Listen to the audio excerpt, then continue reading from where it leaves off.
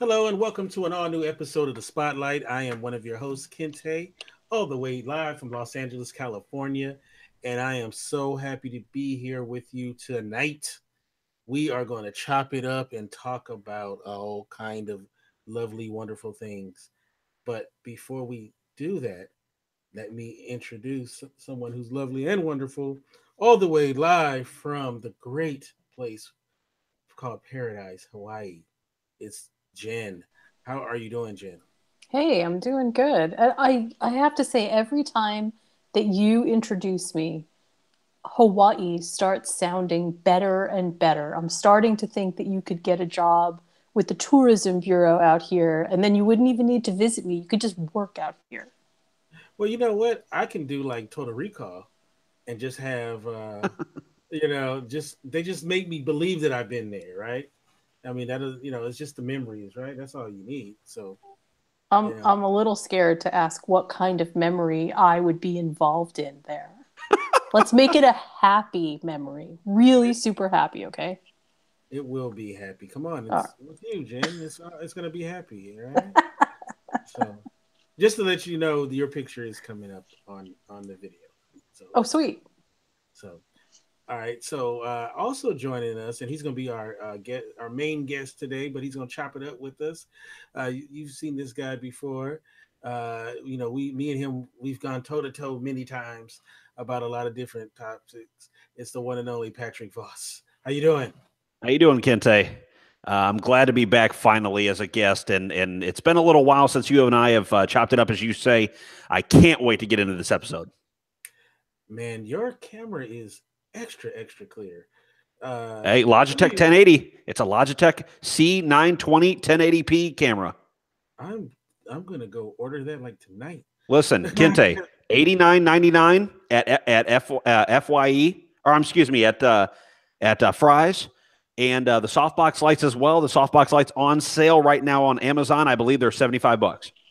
Yeah, that's the thing too, is the lighting. Got to have the right lighting, and of course the great camera. But I'm glad that you were here, man, and you're gonna chop it up with us. So we're gonna talk a little inside business, and then we're gonna everything's gonna be all about you. So are you down with that? I am down with that. I mean, who in broadcasting doesn't want to hear about themselves? Right, right. You know what I had to, you know what I had to learn as a podcaster is like, I'm so, used to interviewing people and asking them questions. And then what would happen is I would go on someone else's show, and then somehow I would Jedi mind trick to now I'm asking the host questions. I would forget that no, I'm the guest. I can talk about myself. It's real difficult. Like I had to stop myself from doing it, but I think I've gotten good, and we'll find out because after we record this show, I'm going on Patrick's show. We're going to talk some sports, so I'm looking forward to that.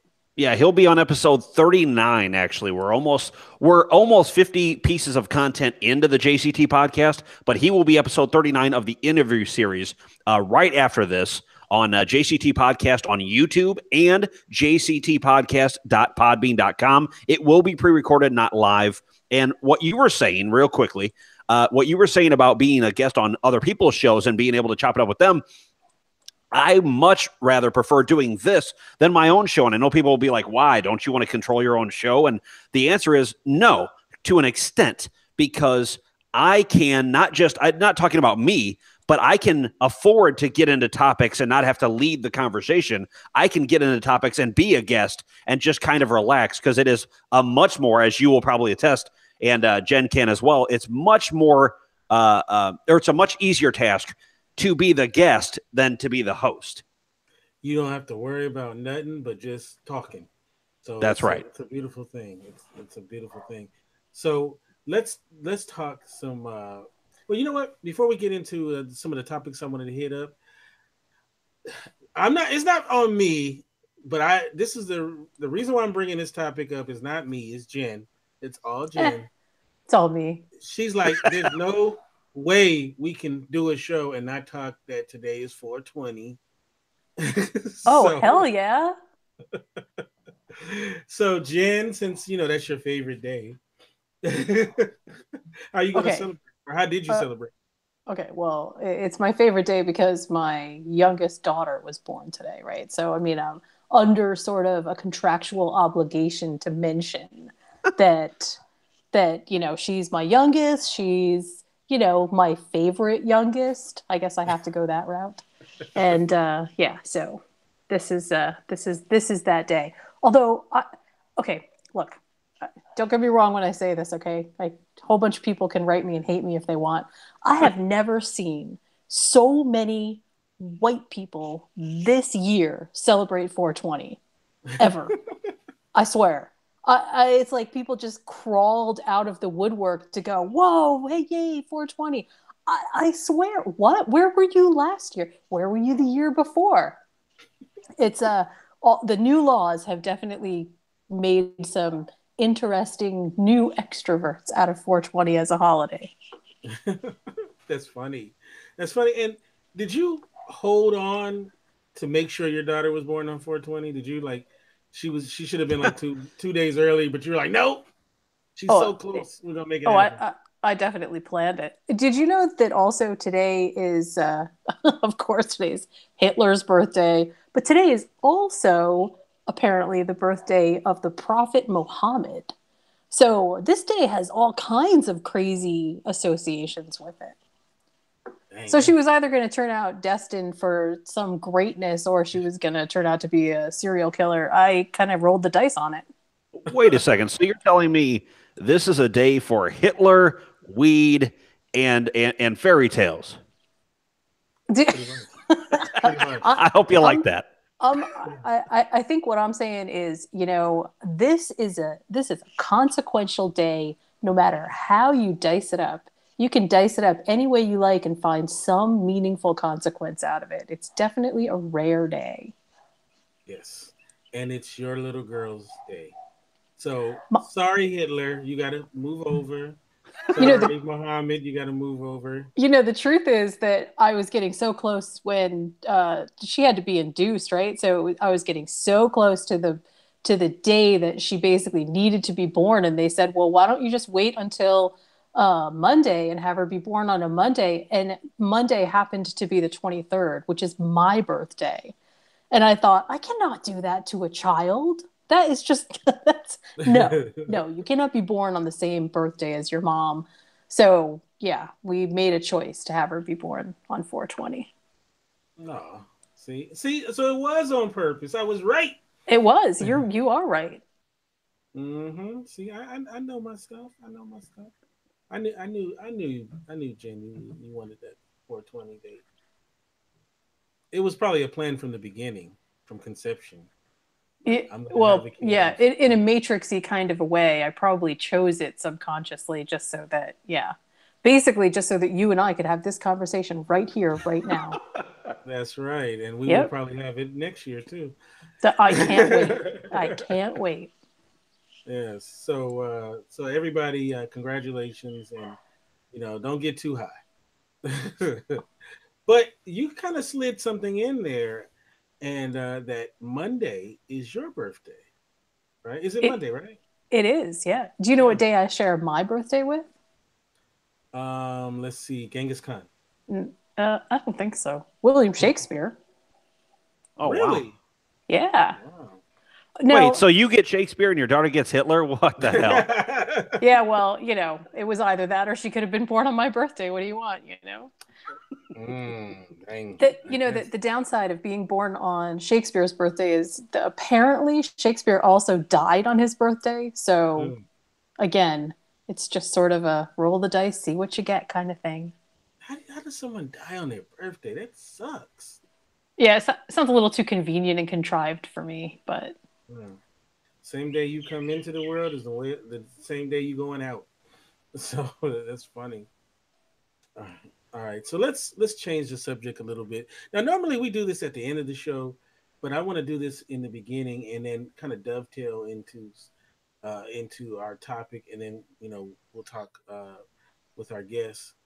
Um, so let's talk about the weekend box office.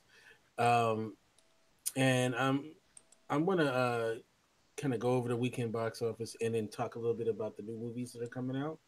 So all right, so number 10 was Chappaquiddick. Number 9 is Tyler Perry's Acrimony. Number 8 is I Can Only Imagine. Number 7 is Isle of Dogs. Number 6 is Black Panther. Black Panther still making money. Man, Number still five, holding on. number 5 is Blockers. Number 4 is Ready Player One. Number 3 is Truth or Dare. 2 is A Quiet Place. And number 1 is Rampage. So Rampage just eked out A Quiet Place in its second week. Quiet Place's second week. I have not seen Rampage yet. I don't know if I will. Maybe I will. I got a movie pass, so if I'm gonna see it, it's gonna be for free. But and I did see A Quiet Place, and I saw Truth or Dare last week. Actually, I've all the movies in the top 10. I've seen 1, 2, 3, 4 of those movies in the top 10, which is pretty big for me because for a long time I didn't go to the theater like I used to back in the day. But so The Rock wins again. His last movie was what, Jumanji? Yeah. And that was like a runaway hit. I mean, that movie did so well, and so many people love that film. That was goofy fun. That was really fun. You know what cracked me up was when like I didn't see the new Jumanji yet, but the thing that cracked me up was people were saying, you know what, they better not mess it up, and I'm like, okay, I liked the original Jumanji, but it wasn't like the original Jumanji was like Gone with the Wind or something. You know what I mean? Like it was, it was a good movie, but it's let's slow it down. With the, you shouldn't mess it up or whatever. But can I add something real quick? Sure. The reason people are saying that, and we all know why, it's because Robin Williams has passed away. If Robin Williams was still alive, nobody would say that. I don't think anybody would be on anyone's case as hard as they are now if Robin Williams is still alive, because Robin Williams would still be doing stand-up comedy. He'd still be making movies. People would still talk about him. He'd be relevant in that way. And I think because he is gone and no longer with us, now it's time to start getting on everyone's ass or butt rather for not, remaking these movies, which remakes happen all the time. One thing I'd like to say, I listened to your top 10. The only reason that Black Panther is number 6 out of 10 and not better on that list is because basically 1 through 4 are brand newish movies, right. are newer than Black Panther, but Black Panther made a killing the opening couple weekends on at the box office. So yeah. I still think that out of the top 10, Black Panther is my favorite. Oh yeah, definitely. That's just the top 10 as far as money this weekend box right. office. Wait till Infinity War, and they'll blow everyone out of the water with Infinity War. Yeah. Just to go back to that topic real quick. I can totally understand purists. I totally get it. I mean, when Thomas Mallory wrote La Morte d'Arthur, I think that they just should have stopped there. Why do we have to have so many other King Arthur stories? Look, it was done in the 1500s. We don't need to have it redone. So, yep, I totally get it. No, that's ridiculous. I've never understood why people want to keep something as if the story is somehow going to be enshrined in plastic wrap for the rest of eternity and never to be touched. Retell it. Do something different. Have fun with it. Different audiences, different times. If we really thought that and didn't get to see this version of Jumanji, we would all be really sad because it was really funny. It was good. I mean, not good like, it's going to win some Academy Awards, but it was just awesome to go watch. So was Rampage, by the way. Well, I do highly recommend it. It was really fun too. Well, and that's something I have an issue with because I played the original game Rampage, and to play the game where it's just these beasts wrecking, and you get a high score for just wrecking buildings and cities. And now all of a sudden, because it's a movie, now they have to make it where, there's somebody that's a friend of the beast, basically, or if one of. I would have to say, without even seeing it, I absolutely hate that angle on it. Only because it's not Rampage, it just has the name on it. It just has the name, the three beasts that were from the original game, and that's all it has. Yeah, and the monkey or the gorilla. I'm sorry, was not. George, Yeah, he wasn't albino, right? He was. Yeah, he was just a brown gorilla, right? So. there was different versions of in Rampage, but yeah. Oh, okay. You know what the funniest thing about Rampage was when you died, you just turned back into a human, and then you're like covering your jewels, and you're like just shyly getting off the screen. I thought that was so funny. That was so funny. I love that game. They probably got a lot of my money as a kid, putting quarters in the arcade playing Rampage. You know what? I need to see if I could play that. I'm gonna see if there's a download of that. That might be fun just to go back or not. Because sometimes you remember games being so much fun, and then you're like, you know what, I want to play it, and then you start playing, and you're like, this shit is whack. That's like 90% of all the games I've ever purchased on Steam. Wait a minute, I remember this being way more fun than it is. Well, it's like the old 90s NHL hockey games. You know, they're so fun at the time because of the graphics and what they were beating out and everything else. And all of a sudden you come back and you have 4K capable games, and you go back to that for 2 seconds and go, wow, what the hell was I thinking? Right, Blades of Steel. Remember that? That was fun. Oh, man. And remember that baseball game called Bases Loaded, where if you hit somebody, they would charge the mound, and you. Oh my god, I remember that game. That was fun. They took there was fighting in basketball and the football. I mean, I guess it was in football too, right? And they took it out. And NFL Blitz, yeah, the old Blitz games. But do you guys remember Ken Griffey Jr. baseball? Oh my god, you're going way back. That was one of my favorite all-time games growing up, other than like Super Mario Brothers. That was the game that you would find me playing the most of the time. Wow. Yeah, man, I love those games were so much fun. But I have an emulator on my computer, so and I have some NES games, and some of them are still fun. They're still fun to play, and they're good little time wasters. And others, they're like, dang, when I was a kid, I must have been very slow. If I thought this was fun. I wore a helmet to school and took the short bus. I don't know. Pretty much, right. So so those were the top 10 box office. Let's see the new movies that are coming out this weekend. Actually, there's only really 3 movies to mention that are probably worth mentioning. The first one is, I don't know if you're a fan of Super Troopers. You have Super Troopers Part 2. That's coming out. I'm not going to even read the synopsis on that. You have Traffic, which actually I wouldn't mind seeing. Traffic with the beautiful Paula Patton and Omar Epps. That looks like it might be pretty good. Who knows? I might go see that. I got my movie pass, right? I can see it for free. And then we have Amy Schumer's I Feel Pretty. I am not a fan of Amy Schumer in the least. I don't care for her. I don't think she's funny. I didn't see Trainwreck, but I heard it was pretty good. And I don't know. It's just something about. I just never thought she was very talented. And I thought she was okay. I thought she was okay, but if you look at Trainwreck, the funniest parts about Trainwreck, and I hate to say this, but it was Bill Hader and LeBron James. They were the funniest parts. Oh, I'm sorry. No, back up. And John Cena.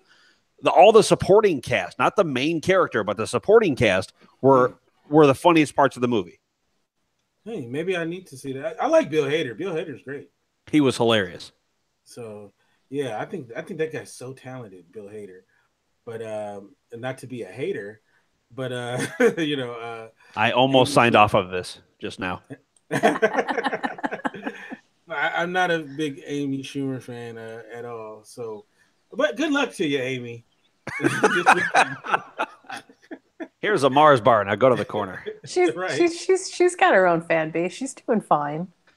Yeah, no, I don't dislike her as much as Kente, obviously, but no, I just thought that particular movie, the supporting cast was definitely the funniest part of the movie, and she did have some good, little lines in there here and there, but it helped that she was bouncing all of her energy off of, what the other people were giving her. Hmm. You know what? I might if I get it if get some time, I will definitely check it out. And I'll be fair. I'll be fair, Amy. No, he But won't. Let's We let's don't not kid believe you, ourselves. Kinte. We don't believe you. Sorry. yeah, We but know you too well. Your bias shows through. You can't help it. He's already got the Bill Clinton smile. You know he's lying. well, hey, what can I say? just just What can I just to, say? just to give you a quick heads up about I Feel Pretty and how it's already been received. It's only got a 35% on Rotten Tomatoes, so Ooh. yeah, that kind of hurts. Eesh. That's pretty much throwing Rotten Tomatoes at the film. Yep. Uh, Now, okay, so before we get into Patrick, it seems like I don't want it to turn into the Netflix show, but because we still have another Netflix segment that we'll do on the original content. But I think this story is so good that you found, and kind of give us an overview of it, and we'll talk about it a little bit, Jen.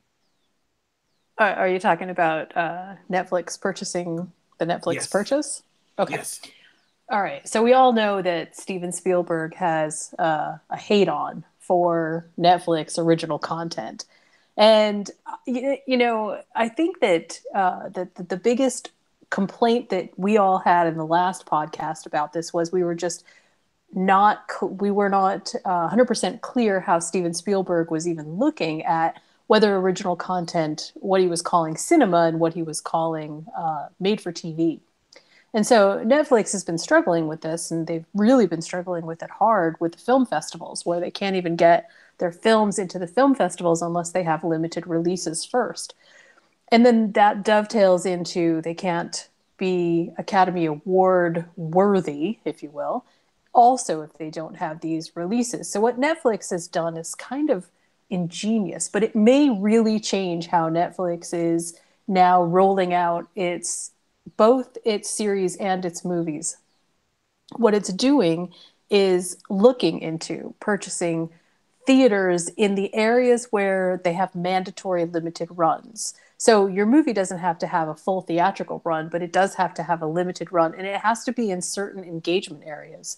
So Netflix is looking at purchasing those theaters in order to basically showcase its own original content to get around that restriction that the Academy has placed on original content being considered Oscar nominated material. The interesting thing to me about this is that Netflix will not be denied. I don't understand why altogether the movie industry wants to push against Netflix so hard. They're gonna figure it out. And if this is the way that they do it, then they've got them dead to rights. They've got the movie industry dead to rights. The one thing that sort of sits not great with me is that this really does interrupt how Netflix may end up showing its theatrical releases, because they're all going to end up coming out to be timed with other theatrical releases so that they can get within that Academy window. That seems a little that's kind of one of the things that's really awesome about Netflix, is that you've got all kinds of releases at all different times, and so you're not waiting for stuff to happen. You're not waiting for the May schedule. You're not waiting for the November, December schedule. Anyway, I think that's huge, both for the movie industry itself and for the Netflix reckoning, I'm going to call it. Okay, so I'm gonna say something just so Patrick will know what happened in the last episode. Me and Jen, we generally agree with almost everything, right?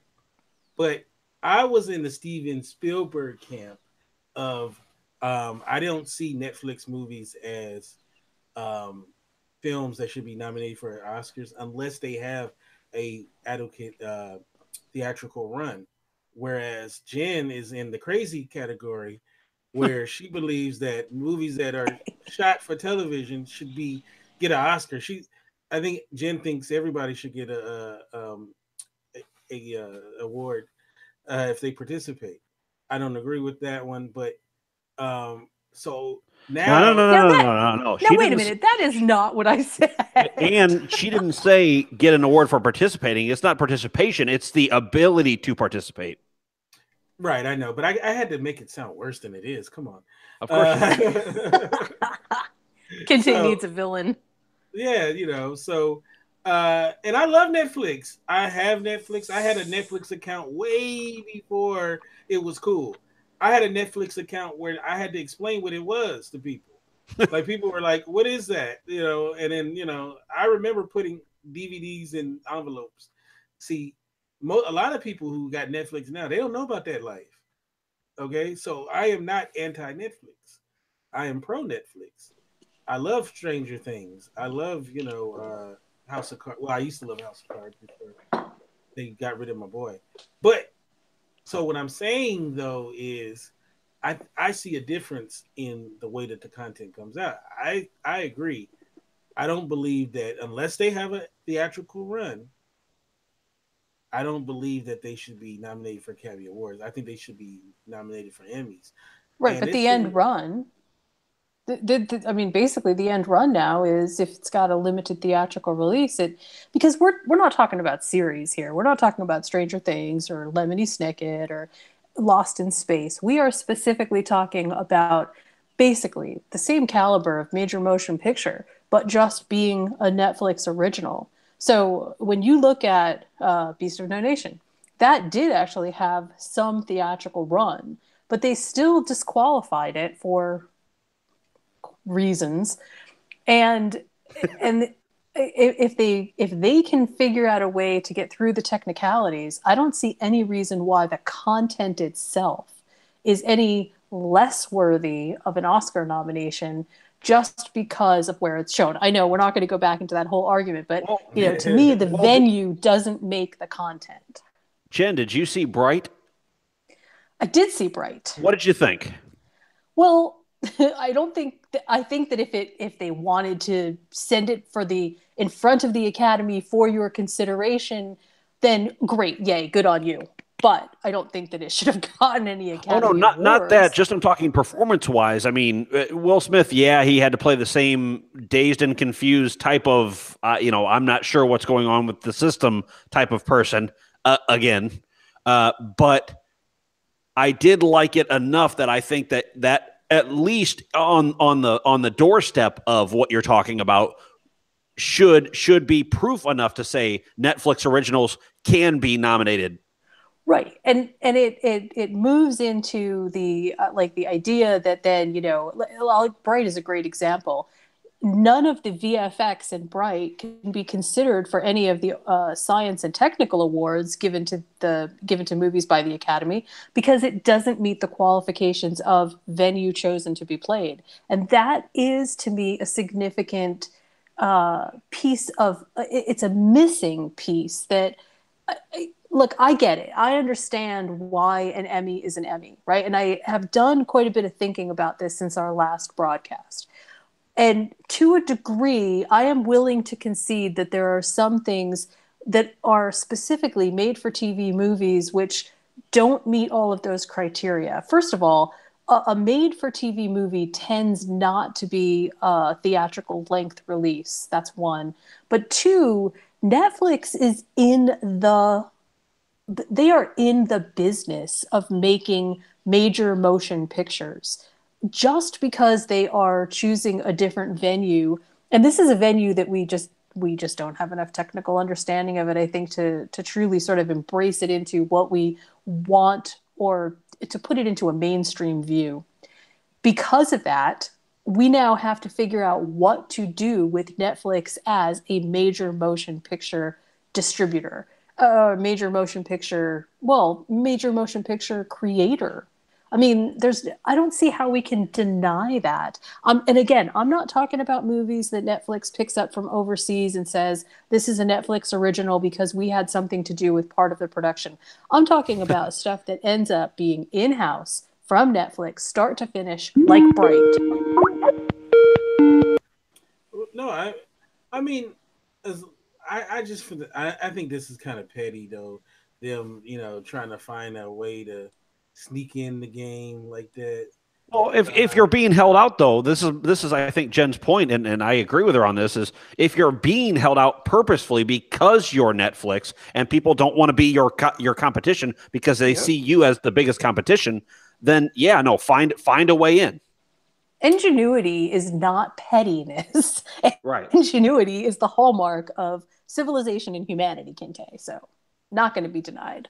Whatever. I mean, like I said, I don't want to sound like I'm the Netflix enemy. I just don't agree with Netflix in this situation, and I'm a movie snob. So, I just to compare a Netflix film that like some of their films, like Beasts of No Nation, I would put in that category as far as, but if it's not going to be on in the theaters, and if it's going to be in the theater for like a week, that shouldn't count.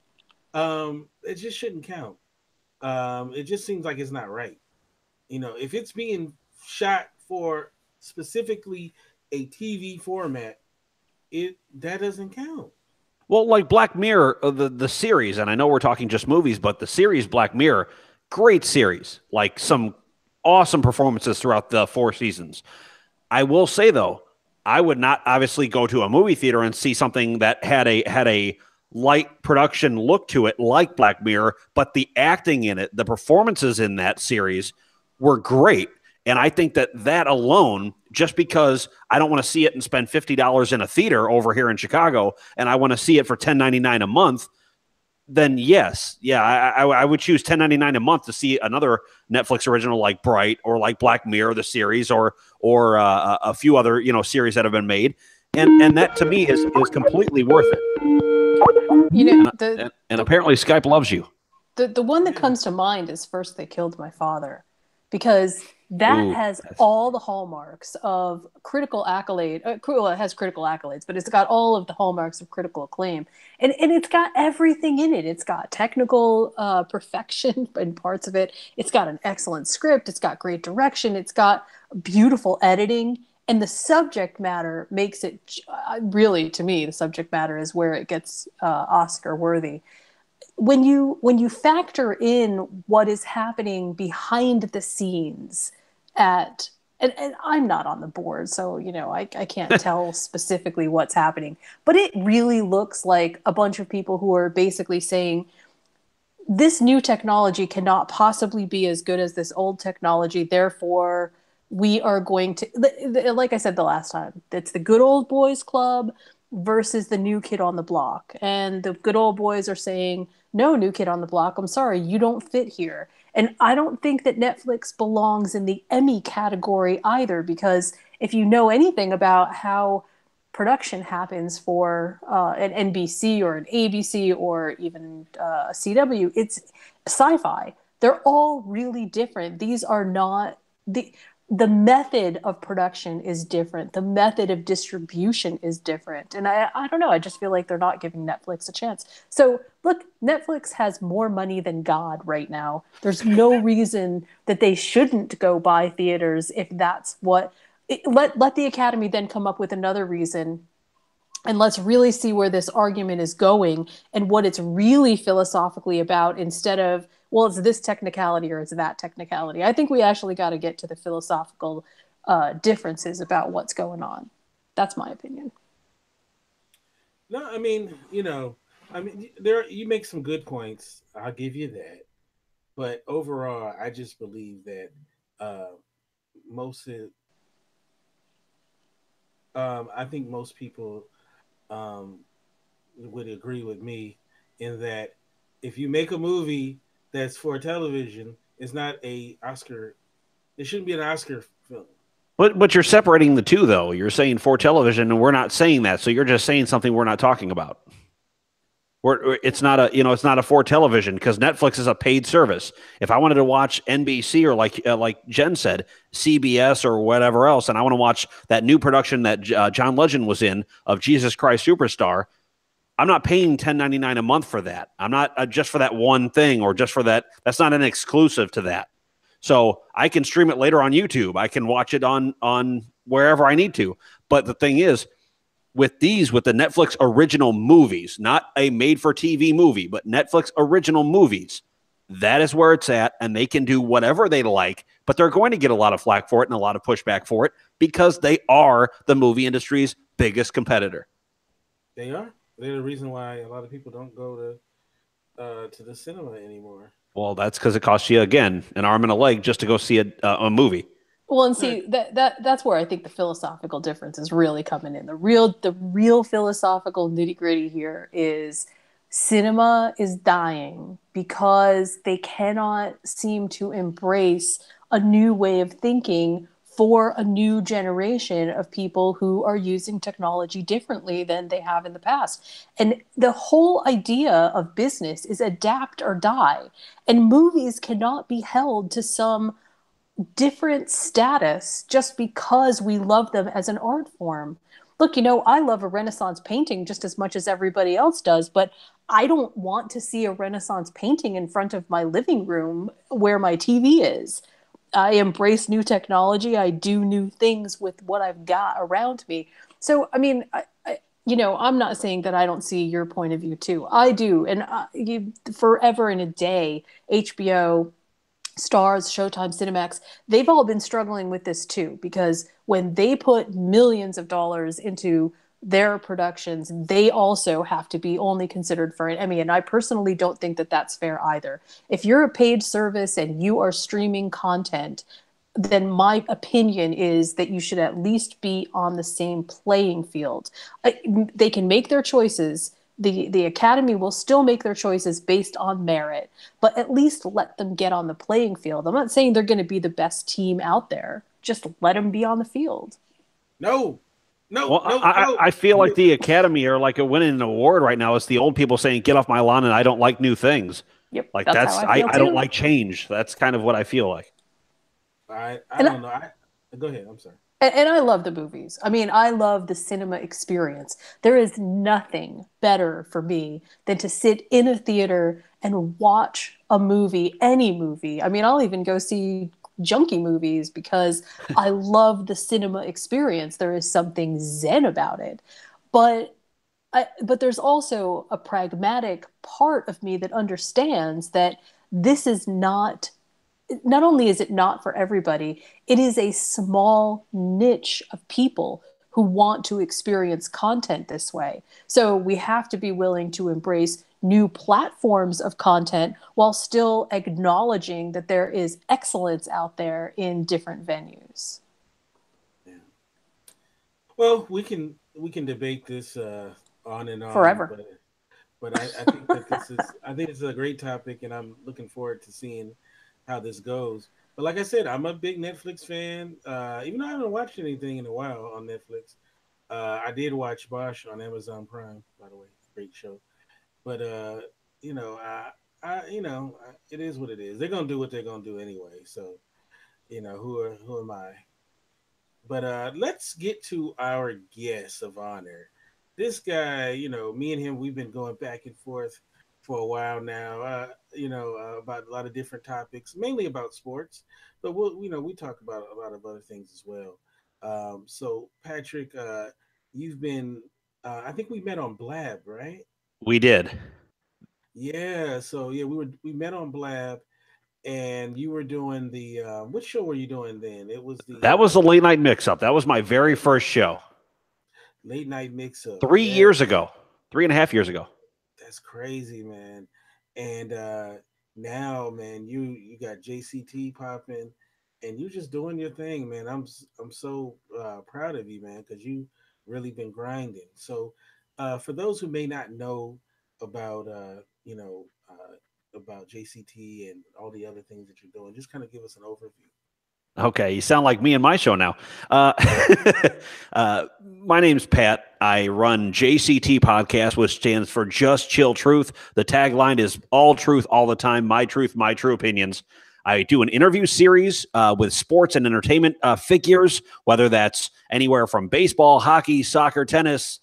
I don't care. WNBA, we go across the pond, whatever. Cricket, I will cover it all. Anything that is relevant in the news, in sports and entertainment, meaning movies, music, even now, come on. since 2016, who can't talk about political affairs? So that is exactly what I do. I talk about everything. I've had you on. You and I actually did a 4-hour episode, which you can go check out at JCT Podcast on YouTube and jctpodcast.podbean.com, the audio version only. And that was a 4-hour interview or a discussion session prior to the McGregor-Mayweather boxing fight of last August. That was one of my favorite episodes ever, and we couldn't stop. It was not what I thought. I thought it was going to be an hour-long episode, and we ended up being there for 4 hours, so that was great. Again, some of the people I've talked to ex like Hall of Fame ex pitchers in the MLB. I've just talked to Jim Morris, which I'm next week, who was the actual rookie, not the Disney movie, but the actual rookie, Jim Morris. I will have him on the show next week. And then I also have talked to a few MMA figures, as well as Conor McGregor's coach, Coach Kavanaugh, the Monday before the Mayweather-McGregor fight. And that was awesome. Oh, wow. I mean, there's so much to talk about with you. But let's talk about this. Now, I know you're a big MMA guy, right? Yes. And recently your boy then lost his mind. Attacking buses and stuff. What's the deal? What's the deal with that, and what's the status of that? So I'm going to talk a little bit about the Joe Rogan podcast, and I hope he doesn't mind me stealing his podcast name here. But his podcast, the Joe Rogan Experience, I watch it all the time. Every new episode, I'm actually updated, and he's over 1,000 episodes. I've watched every single one of them. He recently talked about after the incident in New York, where Conor McGregor and about 20 of his guys flew from Ireland to New York City before UFC 223 just to antagonize not even a bus full, because that's not where it started. Originally, it started with, and for those of you who don't know, Khabib Nurmagomedov, rather, I can't say his name. He is the current lightweight world champion of the UFC, which was Conor McGregor's old title before he vacated it due to not participating in competition. He was too busy making millions of dollars fighting Floyd Mayweather and knocking out Eddie Alvarez. So he has stepped away from competition, hasn't competed. November of this year, I believe, will be 2 years since he's competed, if he doesn't compete. So it's been a while. He had to give up both belts, the featherweight and the lightweight belt. But Khabib is the lightweight champion, undefeated in his career, 26-0 now. He was 25-0 before the fight. And he had Artem Lobov, which is one of Conor McGregor's sparring mates. He's a big fan of Conor. They're best buddies. They train over in Ireland together. He trains them and really helps them, and thinks that Artem is going to be the next big thing that you never saw coming, kind of like Conor McGregor. So there was an incident between Artem and Khabib. They got into a little shouting match earlier. They said something about somebody's girlfriend. Something else got into it, and then all of a sudden, Khabib tags him a little bit, slaps him in the face, and holds him like a kid in the back of his neck, like he's shaming him. That was an incident between Artem and Khabib. Well, Artem told Conor about this. Conor then flew to New York the day of the press conference before the fight, the day before, a UFC 223. And he gets in there. Joe Rogan was saying, and my point to Joe Rogan was saying that he thought it might be cocaine-induced. He might be angry and on something, because he said he doesn't look boozed out. He looks like he goes, but cocaine will do that to you. And he looked like he didn't mean to start that way. He wanted to, by his statement, he wanted to rouse up the audience around. He wanted to catch him before he got to the bus so that there could be some confrontation, because then after Khabib fought the next night, he wanted it to be setting up a match between Khabib and Conor later on this year and get that hype of, we hate each other, everybody's going to buy this. Right. It turned violent because some of the members, originally he got very frazzled. He goes out towards the bus. It's on video on YouTube and everywhere else you can find it. He goes out towards the bus and he starts throwing. He tries to throw a guardrail. And the guardrail, you could tell he wasn't going to throw it because of how he had it raised. He wanted someone to stop him, but he wanted the action of, oh my God, Conor's gone crazy and hates Khabib. He wanted that to be the image. But then one of his little goonies, his little goons, threw a trash can. And then he decided to pick up a dolly, a small dolly about the size of himself, and chuck it at the front window of the bus. So he chucked it at the front window, and it shattered the glass in the front window, part of the front window, and actually ended up a few different fighters, Mike Chiesa and a few different fighters, ended up with lacerations around their face and their chest and their arms and things like that from the glass. And Ray Borg, who was supposed to fight, I think, on the undercard of UFC 223 on that Saturday, ended up with a cut on his cornea. So he was gone. He was out for the fight. They had to pull that fight. 3 full fights got pulled from that card because of this incident. Then Conor ended up in court. He has to pay $50,000. Replace that, $500,000. And then show up back in June a week after UFC 225. I think they're going to set up something where Conor fights in June because in the court, Conor's lawyer said they have competitions the week of June 7th. So can we move it to a week later so that they can afford to be in those competitions and then come here, due to the nature of what they do for a living? And luckily, the judge gave them special treatment and said, okay, I'm going to charge the other couple offenders $250,000 apiece. Conor, the big offender, you're $500,000, and we'll see you back here in June. So that is where it stands right now, and he has at least 2 to 3 or more lawsuits being filed against him right now because of the incident, and could be paying millions upon millions of dollars out in settlements before it goes fully to court, because he wants to just end it. He wants to pay out the money. I know he will. He'll pay out the money. He won't go to court with these other lawsuits, but he will show back up in June to face what he did in front of the judge. Yeah, which should happen, because that was very unfortunate what happened, and those people got hurt. But especially when you got money and everybody know you just got that big payday, haircuts go from $10 to $3,000. That'll be $500. Right. So they definitely gonna get in deep into his pockets. So but he got the money. He got it. So he'll be all right. It was a huge mistake, though. I mean, what was he thinking? I understand if that was your original intent, was to hype up a match for the undisputed lightweight title later on this year, like September, October of this year. I could understand that, saying, look, Conor is going nuts. He's in the back just yelling at Khabib and threatening him, but they're just standing off against each other. That would have made sense. But the fact that he took it way too far, and now that people got hurt because of it, it's just ridiculous. And I love that everybody wants to say your boy, because yes, I am a huge Conor fan, and myself being Irish, yeah, I stand for the Irish fighter who came in and predicted how he was going to knock out other fighters and went in and did it and made millions of dollars, and nobody believed he was ever going to fight Floyd Mayweather, and he drags Floyd Mayweather out of retirement to earn himself $100 million plus payday off of that one fight that he only could use his hands. And yes, he almost went all 12 rounds with him. So I'm just saying, it was whatever, Kente. But I'm just saying, I stand behind that kind of guy for the fighter aspect. But when he does some bonehead shit like this, I'm not saying I'm abandoning him, but I just want him to get his shit together so that when he comes back full. He pays off his lawsuits. He goes and settles with the court, however they got to do it. Hopefully he doesn't end up in jail because of it.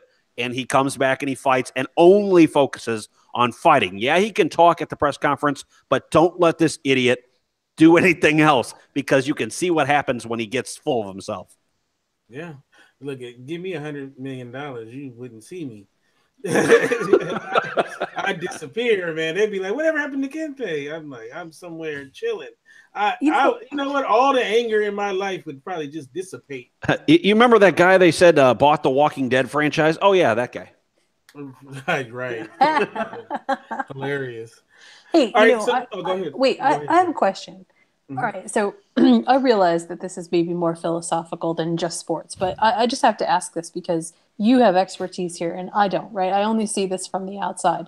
But do you think that professional athletes have a responsibility to both their sport and to, just going to call it the culture at large, to behave in a way that is perhaps a little bit more morally ethic or encompasses more ethics than, you know, just the normal person. And when I say it that way, it sounds like, of course, we should all have high standards of ethics, but I'm really asking if you think that professional athletes are held to a standard that perhaps is unsustainable.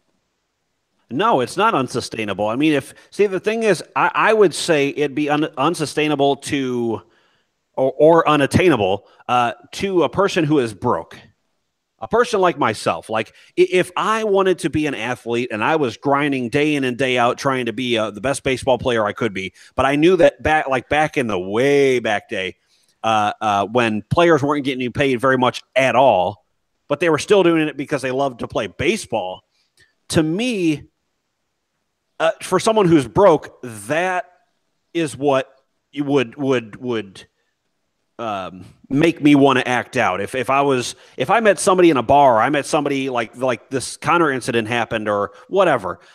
If I have a choice whether to act like a fool or not act like a fool, but I know I'm not going really back to a paycheck, I know I'm not going back to $1 million a year, is it more in me to then let that foolish side out, whether that be, a physical or verbal or whatever, versus a person like Connor who, and I will say this is a personal story between him and it's actually in his new Notorious movie. I don't want to I know we're back on Netflix here, but on Netflix, there is the Notorious movie that just came out recently for Conor McGregor and his rise up through when he started all the way through the Mayweather fight. So he does say in his very first professional fight, he jumped around after he knocked the guy out. He jumped around in the ring, and his coach, John Kavanaugh, took him to the side and said, "Look, you won't be fighting for me very long if that's how you conduct yourself after a win. If you don't conduct yourself professionally and you don't show a little bit of common courtesy or respect towards your opponent, it takes the mixed martial arts and that discipline aspect out of it." And yeah, he does stunt around and he does walk around, and a lot of these athletes carry themselves too highly. And that's something I wanted to say. And thank you, Jen, for bringing this up, because when I'm trying to book people for my sports show, you can tell what the money has done to some people. I've talked to a guy who doesn't have anything going for him right now, but was one of the highest paid Major League Baseball players in his era. I asked him, I'm not going to name names here on the show, but I asked this gentleman to be on my show, and he basically said, "No, I don't think that your show is good enough to be on." Oh. And I'm thinking, sir, you're not doing anything with your life currently. You played baseball. You could hit a baseball. If I wouldn't have gotten hurt, and I will say this right now, I don't want to toot my own horn, but if I would not have gotten hurt in high school playing baseball, I truly believe I would have had as equal, if not a shot, as most of these guys that try to get in. But after you get hurt, after you start accumulating injuries, all of a sudden, all your opportunities go away. So for him to act like my show, or any sports show for that matter, is beneath him, I took that very disrespectfully. And I think that's where Connor is now. I could have gotten an interview with Connor. Let's say I started my show in 2014 before he made his first professional debut against Marcus Brimage, his first UFC fight. I could have probably gotten an interview with him then if I would have known who he was, known enough about him. He was humble enough then. Now he's made over $100 million total, plus all his other fights in the UFC, and he's planning on coming back later this year and making even more millions of dollars and being a co-promoter with the UFC on these events. Now it's gotten to his head. I can almost guarantee you I wouldn't get I wouldn't even get a nod my way from him now.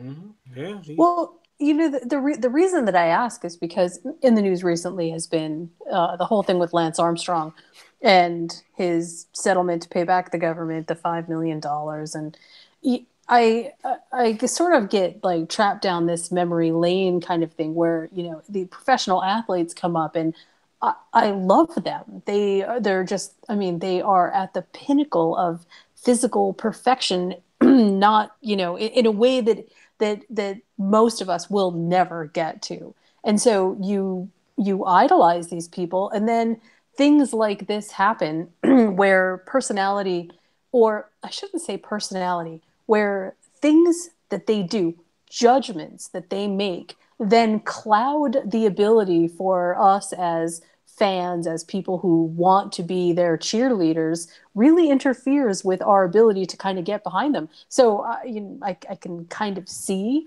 why a lot of people that I can see why a lot of people are really let down right now, it overall, by both of those situations, because these are the people that we idolize, and when they make these bad judgment calls, it's hard to reconcile. Like you said, you're getting paid millions and millions and millions of dollars. Well, let me say something though, and I don't know if Kente will agree with me on this, but we had a conversation a while back about the snitch on the Lakers, about being with another man's girl and all that. You and I were talking about that whole situation.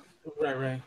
So what I want to talk about is a lot of those, like the cheating scandals and all those other things that come out, whether they're true or not, like Patrick Kane from the Blackhawks a year or two ago, when Tiger Woods got in trouble and was in the news rather because of cheating on his wife with so many of these like prostitutes and these other people and these, what are their playmates, and there was like tons of girls that were coming out about this, because once the first one talked about it, now it was all of them want to be like, hey, I want to be in the spotlight. But to me, it was a big thing of a lot of the fans of Tiger Woods, female fans of Tiger Woods, are disappointed because it's a personal attack, I think, mentally to them somehow. When it's cheating, or when it's something physical, or when it's something relationship wise, it has to do with them personally somehow, even though it doesn't at all. So I'm not going to name the person that I spoke to shortly after the Tiger Woods situation started unfolding, and she was completely opposed to watching him anymore because of what he did to his own wife. Let them handle their business. Let them handle their business. He did mess up. That is a huge mess up. But let them handle their business. And like this Khabib thing, this was actually on a stage for a UFC event. That's why I'm so disappointed. If he got into the brawl with the guy that was supposedly McGregor got into the brawl with the guy that was an Irish gangster over in Ireland, and that whole fiasco unfolded, that has nothing to do with the fight game right now. The fact that he attacked a bus full of fighters, not caring who was hurt or what he was doing at the time, that's where it's scary shit, and that's where he needs to be reprimanded. But for people to feel like they can't follow somebody, Michael cheated. Michael Jordan cheated. Okay? The best basketball player of all time. But guess what? He's still the best basketball player of all time. Doesn't matter how you slice it. On the court, he's the best ball player. Off the court, he gave himself marital issues. The two are not connected, but the media wants to connect the two, and then the fans, especially like I said, if it's a cheating thing or something marital or relationship wise, a lot of female fans immediately disconnect. Yeah, and I don't see how male fans would disconnect from that too much. Not that they're behind him for doing that, but that they just understand that those two are not connected. They're very logical. They're not emotional first. I think they see that it's not connected. But I hear that a lot, and not just by saying I'm trying to stereotype somebody. As many people as I've talked to, that's from females, that is the same response, or from women, that is the same response I get time and time again. Yeah, so I don't know. It's very interesting. All of this about how we should expect our athletes to act and all of that stuff. But I'm like this. I'm like, look, as long as you bring it on the court, on the field, for the most part, I can look past mostly anything. So as long as Okay. you As long make as you're not content Aaron with Hernandez. Okay, whatever. so let's just turn this just one time, just humor me here. So let's just turn this one time on its head, okay? Right. Because when I turn this around and I look at the number of people who totally despise Colin right now for what he for basically for taking a stand, for taking a knee, for doing what he wants to do without factoring in anything that has to do with his physical ability or the ability to play at all. See, this is why I ask. I ask because I wonder myself if society has not sort of gone off the rails with professional athletes and held them to a standard that we ourselves are not willing to hold basically ourselves to.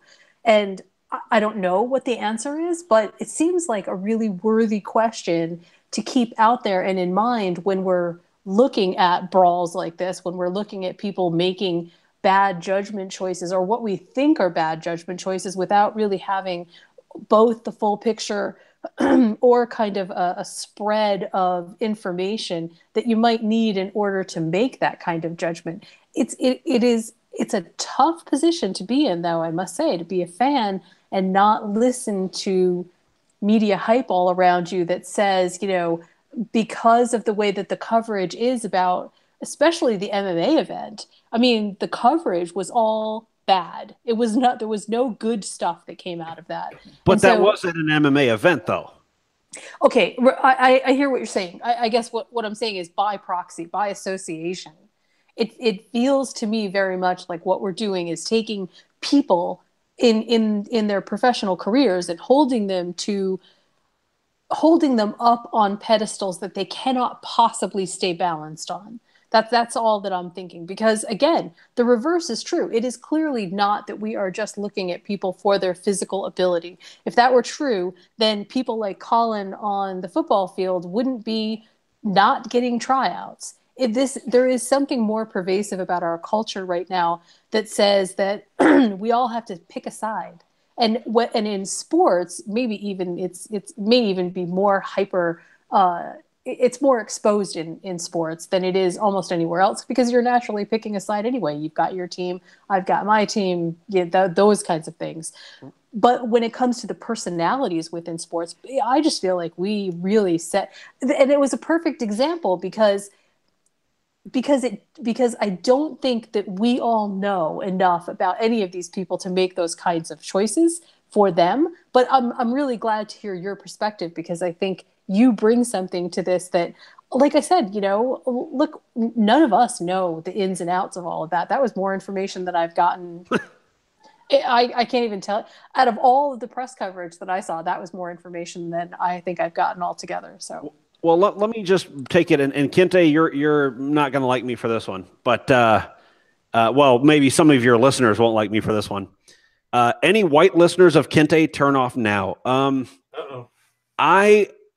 I know that the Colin Kaepernick situation is just racism paraded around by white America as in turn they're trying to use that and then cover it up with. But it's just because he shouldn't do it on the field and he's hurting our bottom line. They're using money to cover up racism. Agreed. To me, when you say our culture, are you a white female? By most accounts, yeah.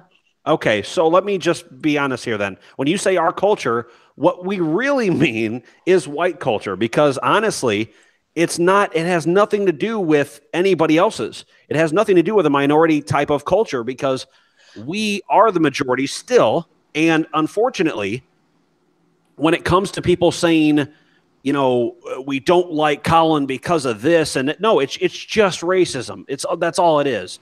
It's just flat out just hating a guy because you can't stand and you complain to your wife or your husband all the time that the black guy on TV is getting paid millions of dollars. Why doesn't he just shut the hell up? Because he's not the one getting shot in the street. And it's like, yeah, but by your own admittance, people are getting shot in the street. Are we not saying that it's not Black Lives Matter and none else should? It's can we matter too? And that's what they're asking. Do we actually count as human beings too? And unfortunately for African-American citizens, that's been a question for hundreds of years. And now here we are just on a different platform in a civilized society. And this is what we get. We get the owners, the white owners, coming together and saying, this guy stands for this. We all know we're too stiff to stand for something like that. So we're just going to act like he's hurting our bottom line and blackball him from the league. So, if you go back a good deal of time in history, right, and you look at the gladiator matches of ancient Rome, one of the things that they used to do is the gladiators themselves had bigger, larger than life personalities. And if you were a lanista, if you were somebody who ran a gladiator school, you wanted your gladiators to basically have a reputation for doing things that nobody else did, so that when you heard whatever that was, whether it be scandal or whether it be something really horrible and terrible or awesome and fearsome, you wanted people to associate with that, because all media or all publicity is good publicity. And I can't say that I don't feel, putting aside Colin for a second, I can't say that all of the, just like you said, Tiger Woods and just all of the Lance Armstrongs, publicity in and of itself is a magnet for people to pay attention. And so in professional sports, sometimes I wonder if the athletes themselves really care that much about negative publicity. And again, when I'm going to go back to this again, but okay, so culture itself, sports culture, when we are saying that this person is an athlete, they get this because they are an athlete. My question still is the same question, which is, are we holding them to a different standard? And if we are, and is that okay? Because maybe it is. Maybe it is totally fine. And maybe the scandals that follow major athletes or, big athletes, maybe that's all good because it's good for the sport. People pay attention to the NBA when something big happens in the NBA. People pay attention to the NFL when something big happens in the NFL. Maybe it's okay. I am actually asking what you think. If it's okay that all publicity is good or is okay with everybody, because honestly, I could see in the MMA game, in mixed martial arts, in the UFC, in a fight game, I could see supposed bad publicity being good publicity because of the personas of the fighters. Like you were saying about the gladiators, that's fine, but that's a fight game. When you come to a baseball player who is currently playing in the league, not retired, not hurt and injured and never playing again, a person who is currently in the league, like and Kente, you'll know who I'm talking, Cliff Floyd. Oh, yeah, I know Cliff Floyd. You know about Cliff Floyd, and if anybody who knows about Cliff Floyd will know that he has one of the worst tempers on and off the field. He is one that I would say he probably doesn't care because he was getting paid good money. He probably doesn't care that what people think of him and how he reacts, because that's how probably he was raised, or that's how he grew into himself, and that's who he is. So he accepts it himself and says screw off to anybody who says different. But a person that is like a Tiger Woods, who faced so much scandal with that and so much scrutiny, and like Lance Armstrong having all those Tour de France's taken away, or like people being paid off. All publicity is not good publicity in certain sports because they're not those big action-packed sports. Yes, like NCAA basketball. What was it, Louisville, that got their NCAA championship taken away because of scandal. And now it was correct that they got it taken away, but that in and of itself, what does that do for any of the players who ever played? You know what I'm saying? So it doesn't really do anything for them. There's certain sports and certain entertainment industries or parts of the industry that completely fail due to bad publicity. But I think that in a fight game, yes. In the NFL, of course, because the NFL is dying. As far as entertainment factor, the NFL is dying. Last year, the Eagles put a jolt back into the NFL a little bit because they beat what seems to be like the dark side of football, and they beat the Patriots. So they did what they had to do to make it exciting again. And of course, like teams like the Minnesota Vikings stepped up. So they did things to make it exciting. but overall it was dying. And of course, a couple of years ago, even just a couple of years ago, we were talking about Deflategate. You know, in the early 2000s, it was about how much the Patriots had cheated off the field and trying to record other people's practice sessions prior to Super Bowls. So that, to me, yeah, that made news. It may be bad publicity for the team, and people think that all their Super Bowls are tainted, which I do believe that. But I also think that you can't also argue with, if I'm honest, you can't argue with the fact that Tom Brady has 5 rings. I mean, you can't argue with it. I hate that, but you can't argue with it. So I see what you're saying, and yes, for the majority of sports that works, but for quite a few, it also basically slams the door shut on any future like ventures in that sport.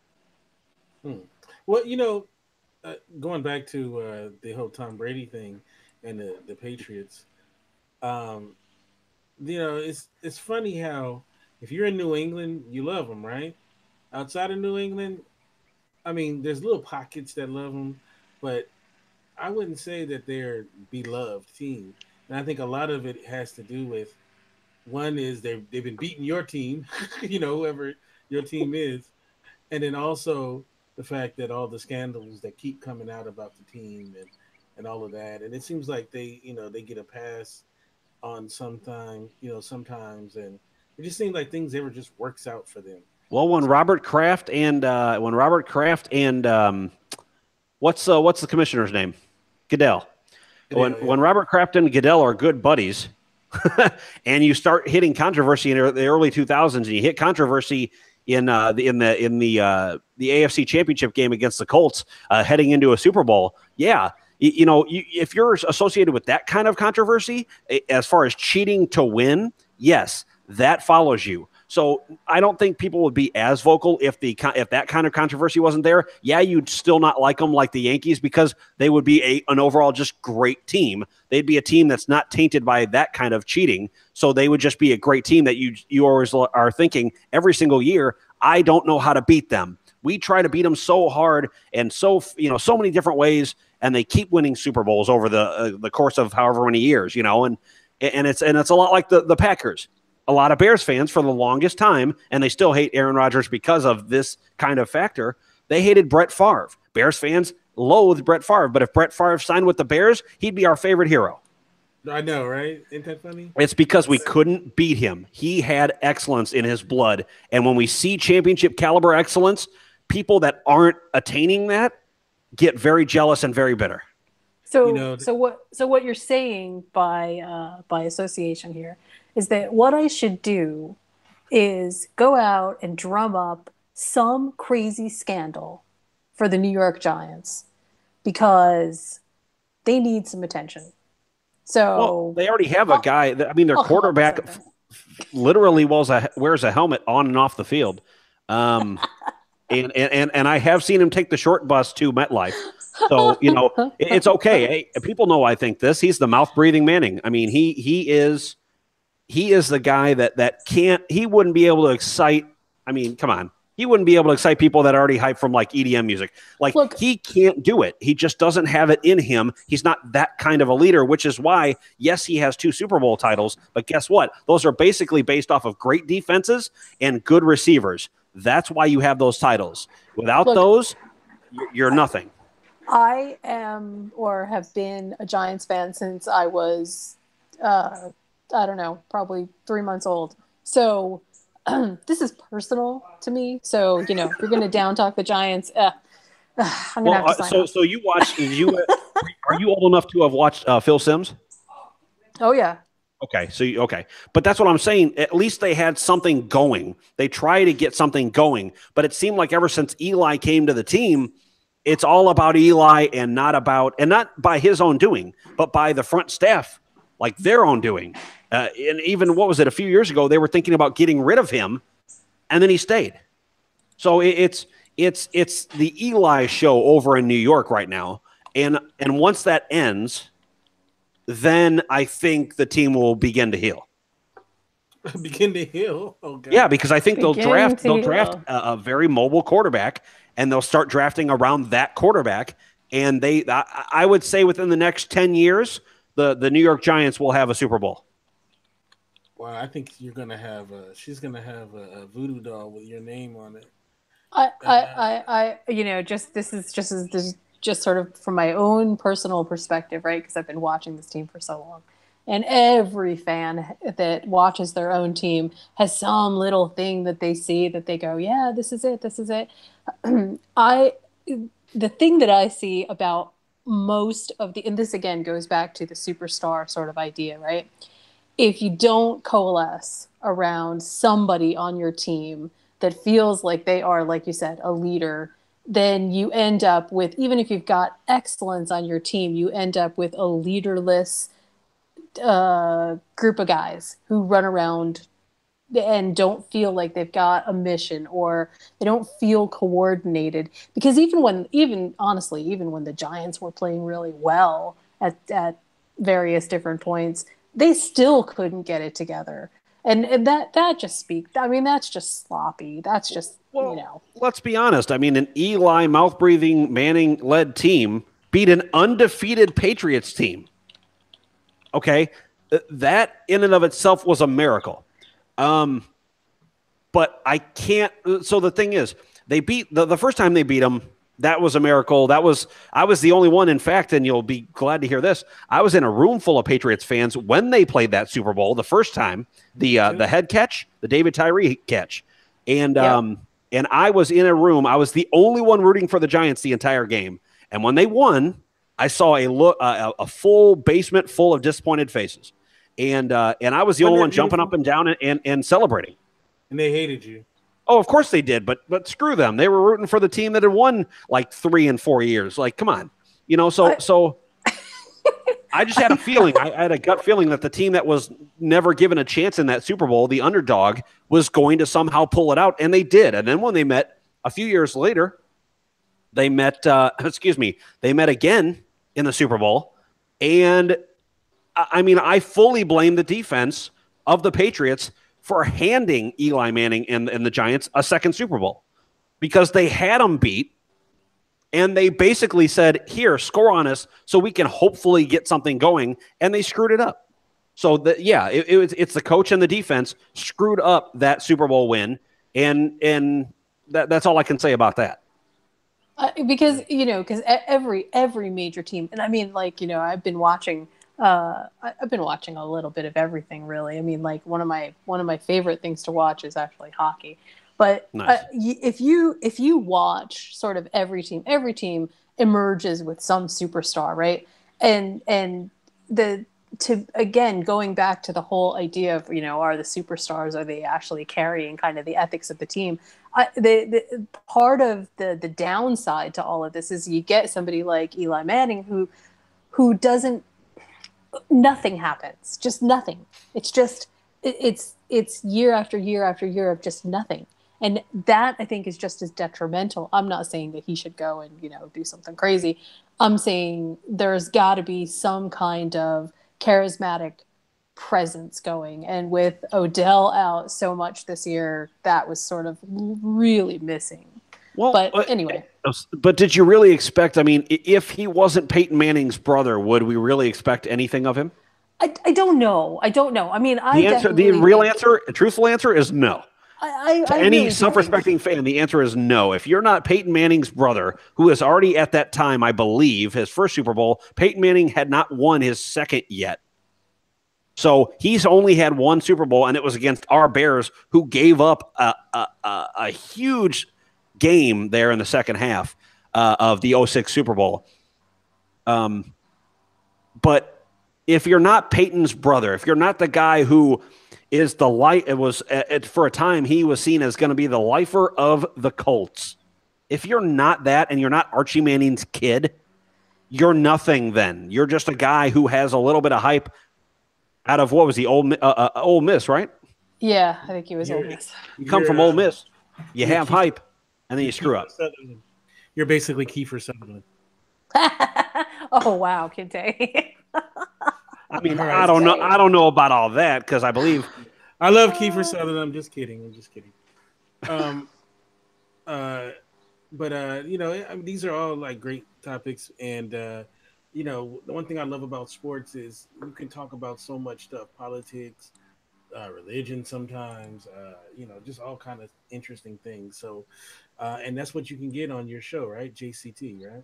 Yeah, JCT podcast. I can talk sports, religion, politics, entertainment. Yeah, movies, music. I'll talk religion, but if I mean that's a slippery slope because I'm a big science guy. Um, you're talking to a guy who studied theoretical physics and quantum physics for over 13 years now. So I don't know necessarily if you're going to slip a whole bunch near me as far as proof for religion.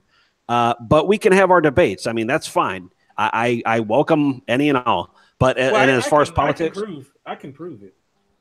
yeah. Okay. Well, we can go ahead and talk about that on the show, and we'll see how far that conversation goes. No, but I have to kill you, so that's how you get the proof is when you die. Right. You'll Hey, see. you know that story we were told when we were kids that it exists in about 30 other religions, but we act like it's only ours. Yeah, you know that one? Oh yeah, no, that's the truth though. That's the right way. And down with science, by the way. Yeah, the only thing is to prove it, I have to kill you. So, Well, hey, good luck coming back to Chicago next time you visit your family. I'll be back. I'm going to be back soon. Yeah. But hey, well, let me wrap up and then I'll shoot it over to you.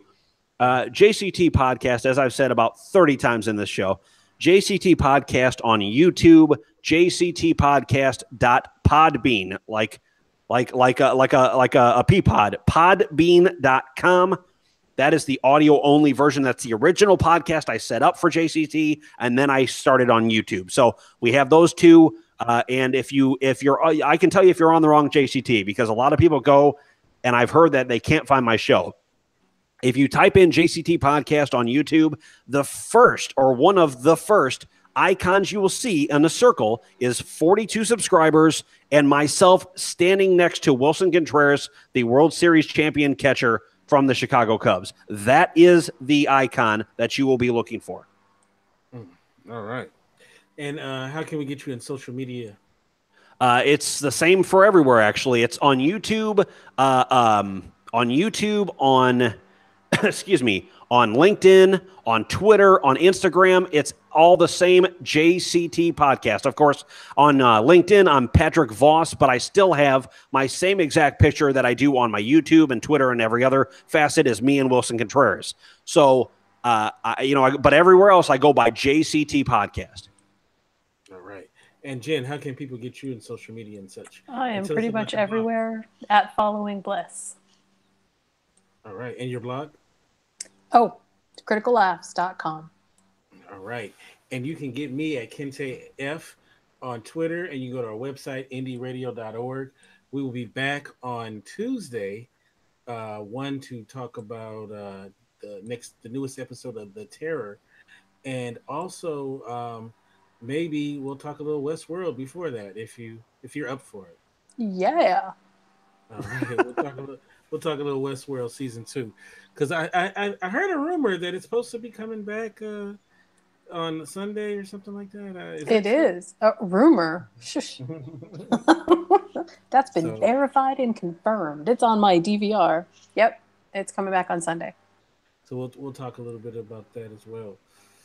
All right. So with all that said, we'll catch you next time right here on indieradio.org. Thank you so much. And you guys have a great weekend. And also keep on the lookout. We will be doing another interview tonight on JCT show, podcast show. And so we'll have that out there so you can check it out and hear what we're going to talk about. Peace.